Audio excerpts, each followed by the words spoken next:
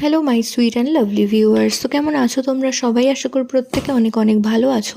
আজকে আমরা চলে এসেছি নতুন আরেকটি ইনফর্মেটিভ ভিডিও নিয়ে। আজকে ভিডিওতে কথা বলবো গর্ভাবস্থায় ফলিক অ্যাসিড, আয়রন এবং ক্যালসিয়াম জাতীয় খাবার না খাওয়ার কারণে কী কী ক্ষতি হতে পারে সেই বিষয়ে আজকে আলোচনার সাথে থাকতে হলে অবশ্যই চ্যানেলটিকে সাবস্ক্রাইব করে রাখতে হবে এবং পাশে থাকা যে বেল আইকন রয়েছে সেটা কিন্তু অবশ্যই প্রেস করে রাখতে হবে। তো প্রথমত প্রেগন্যান্সি পজিটিভ হওয়ার পর থেকেই কিন্তু চিকিৎসকের পরামর্শ নেওয়া উচিত, কারণ বিভিন্ন ধরনের ওষুধ এই সময় খেতে হয়। কারণ গর্ভবতী মা যে সমস্ত খাবার খান তার সাথে সাথে কিন্তু দেহের যে বেসিক চাহিদা সেটা কিন্তু গর্ভাবস্থায় কখনোই পূরণ হয় না, যার কারণে কিন্তু এই ফলিক অ্যাসিড, আয়রন এবং ক্যালসিয়াম জাতীয় খাবার খেতে হতে পারে।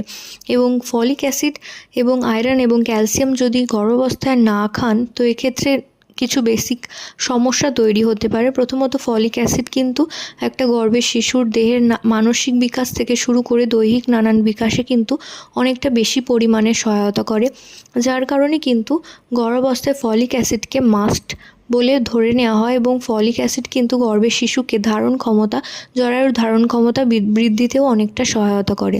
তার সাথে সাথে দ্বিতীয় যে জিনিস সেটা হচ্ছে আয়রন ট্যাবলেট দেওয়া হয় এবং মাস অনুযায়ী কিন্তু আয়রনের মাত্রাও বাড়ানো হয়। প্রথম দিকে আয়রন ট্যাবলেটের মাত্রা কম থাকে এবং দিন যত এগোতে থাকে, মাস যত বাড়তে থাকে, তত কিন্তু আয়রন ট্যাবলেটের পরিমাণ এবং মাত্রায়ও কিন্তু বাড়িয়ে দেওয়া হয়। কারণ এই সময় যেহেতু গর্ভবতী মায়ের শরীরে অর্থাৎ আয়রনের চাহিদা অনেক বেড়ে যায়, কারণ কিছুদিন পরে সিজার বা নর্মাল ডেলিভারির জন্য যেহেতু দেহকে প্রস্তুতি নিতে হয়, তার সেই কারণে কিন্তু আয়রনেরও প্রচুর পরিমাণে প্রয়োজন হয়।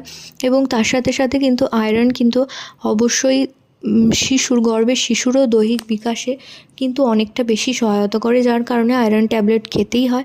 তার সাথে সাথে ক্যালসিয়াম গর্ভাবস্থার শেষ মাসে গিয়ে 1000 মিলিগ্রামের কাছাকাছি কিন্তু পরিমাণে খেতে হয়, যার কারণে গর্ভের শিশুর যে হাড় সেটা কিন্তু সহজেই মজবুত করতে সহায়তা করে। অবশ্যই যদি গর্ভাবস্থায় এই সমস্ত ওষুধ খাওয়া বন্ধ করে দিয়ে থাকেন বা খাচ্ছেন না, তবে কিন্তু আপনার শরীরে নানান ধরনের সমস্যার সাথে সাথে কিন্তু গর্ভের শিশুরও নানান দৈহিক ক্ষতি হতে পারে। তো গর্ভাবস্থায় অবশ্যই চিকিৎসকের পরামর্শ নিয়ে কত পরিমাণে খাবেন এবং কতটুকু ট্যাবলেট খাওয়া প্রয়োজন সেটা কিন্তু অবশ্যই চিকিৎসকের পরামর্শ নেওয়া উচিত।